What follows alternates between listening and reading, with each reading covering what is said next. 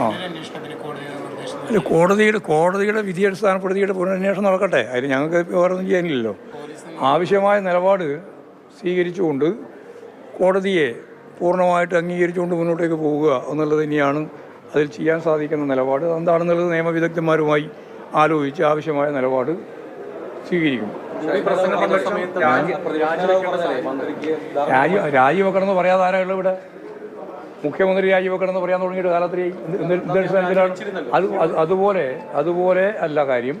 ഇത് സംബന്ധിച്ച് എല്ലാ നിയമവശങ്ങളും പരിശോധിച്ച് ആവശ്യമായ നിലപാട് സ്വീകരിക്കും. എന്തൊക്കെയാണോ വേണ്ടത് അതൊക്കെ അതാ ഞാൻ പറഞ്ഞത് അതാണ്. ഇനിയിപ്പോൾ എന്താണ് ചെയ്യേണ്ടത് എന്നത് നിയമവിദഗ്ധരുമായിട്ട് ആലോചിച്ച് പാർട്ടിയും ഗവൺമെൻറ്റും ആവശ്യമായ നിലപാട് സ്വീകരിക്കും.